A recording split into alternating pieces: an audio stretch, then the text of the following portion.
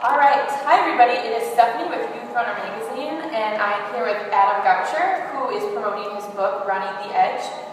So welcome, thanks for chatting with me today. Thank you. Can you tell me a little bit about your book? There's a lot, but yes, I can tell you a little bit about our book.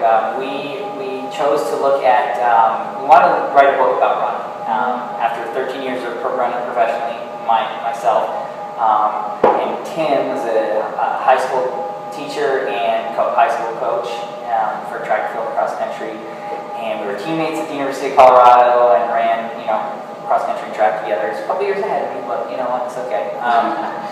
We through the years, we wanted to write. We put a lot of ideas together through the years, a lot of talking that we had, and we kind of thought running has given us a lot. And what's our way to give back? How can we, if we're going to do something and we want to write a book, let's do something that's a little bit different. We didn't want to write a book about what's already out there, training, diet, nutrition, all that stuff, because it's already out there. We're going to say we want to do something that's a little bit different.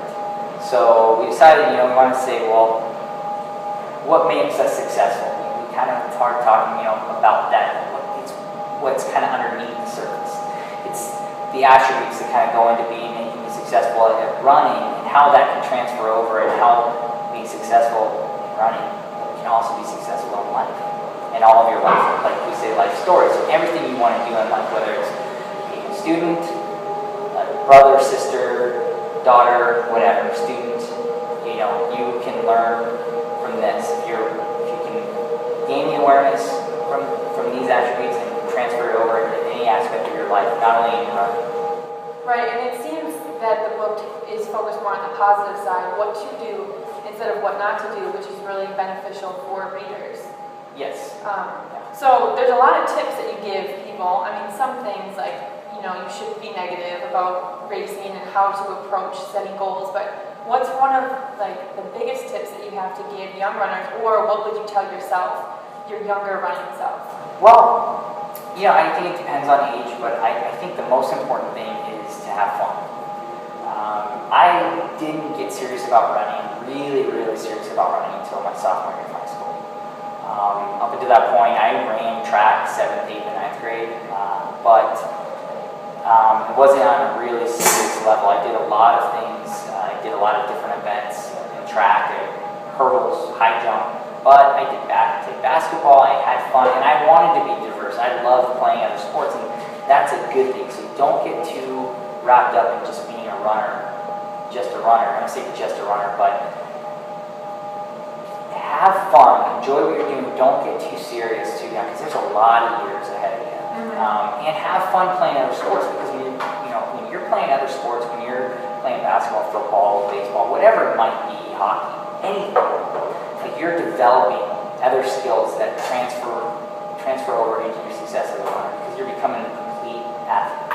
Right, you're becoming well-rounded. A well-rounded athlete. So you're working on agility. How is that going to help you as a runner? Well, it does. You're developing jumping and your speed. It all transfers over. You're going to be a better runner by being a better all-around athlete. Right.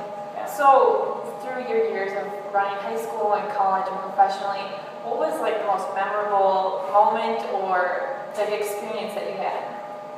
Well, that's a tough question. There are a lot, but I think there's a key few events. One, I think one of the greatest races for me, exciting, was when I won the NCAA cross country championship in cross country my senior year. It was my last collegiate race. Right before I graduated, I was done. It was like the last thing, unfinished business, and then doing it was just so fun, just so exhilarating, so much desire and passion went into that. It's such a long period of time that I wanted it. So when it came, when I did it, it was amazing. But I think being an Olympian and stepping onto the track into the Olympic Stadium and 80,000 people cheering and snapping pictures, and it's just insane. Yeah. So there's nothing like that. So that experience is just unbelievable to be able to do that, just run in such a grand stage in front of so many people and compete. Do you think you were prepared for that stage? Because as a runner, you sometimes never believe you get there, but then you always hope you do. But you're never, I mean, I feel like you're never prepared for that. Did you feel like you were? Well, you know, I mean, we talked about it earlier in the talk about how, you know, I was struggling with some injuries and kind of things going in, but, you know, I was as prepared as I could be, but that was the first time I ever stepped into a stadium, and I was like, whoa. You know, I kind of was like, looking around, I was like, man, there's a lot of people here. Yeah. And, you know, I was pretty prepared, but it definitely was an eye-opener for me. I was like, man, I've never been on a track in front of this many people before, so yeah, it was insane, but it was fun. Yeah, I'm sure it was. How do you think the culture of distance running has changed from your high school days to now? There's been a lot of, you know, top athletes that come out, and media is obviously playing a big role in how people interact with athletes. What do you think has changed? Well, you know, for running and runners, and I think that when when the running boom happened back in the 70s, back early 70s, like that was those athletes were running up high mileage. They were running a lot of miles in high school, and they were running fast, and they continued to run fast. Somewhere along the line in the 80s, or, you know, kind of things dropped off in American distance running. And, so when I got into high school in the early 90s, the theory on running was, you know, just don't run a lot of miles. And even though people had done that, so I ran 35 miles a week in high school. That's it. Wow. You know, it's a very low mileage program.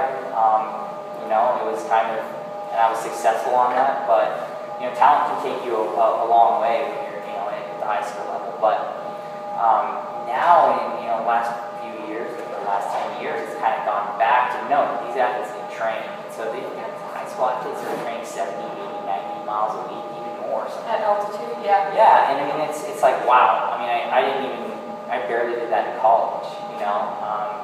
But I think that's kind of been a big change because when you're running more miles, you can handle it at a younger age. Like, you're going to run faster than most people did when I was running, or, you know, in high school. Just because you're putting in the miles, and, you know, it just transfers over into better performances. Yeah, it does seem that today there are a lot more people going for higher mileage because they see a lot more of the professionals that are logging those 80, 90, 100 plus miles. Yeah. So I see, you know, you had that video of Colt giving such great advice to future runners. Do you think, and I've also seen other ones where pictures Carrie and you have posted about with him in his 90s running. Do you think he's going to be a star runner? Oh, I don't know. You know, I think he loves to run. Mm-hmm. I mean, he's 22 months old, and he runs everywhere. Like, he doesn't walk. He runs. He does not like to walk. So he definitely has the running bug in him. But for us, all we really care about is him doing something that he enjoys. And if it's running, great.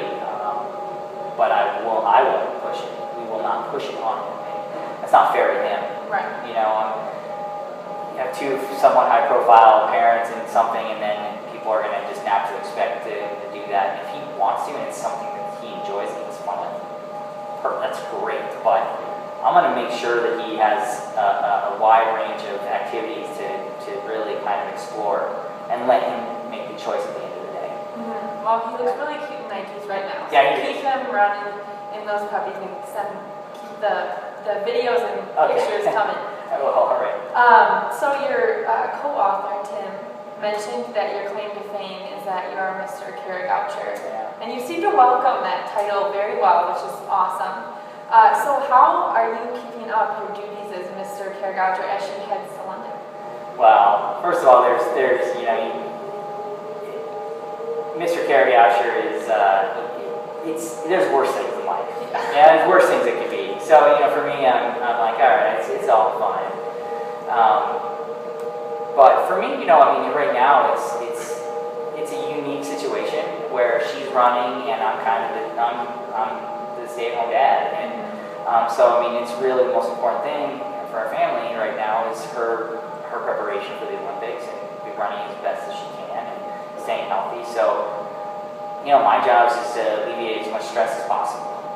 You know, Cole wakes up in the middle of the night, you know, needs a diaper or whatever, I'm the one who gets out of for them to do it. I'm going to watch him while she goes off and runs and does the workouts, and so she doesn't have to stress about it or worry about it.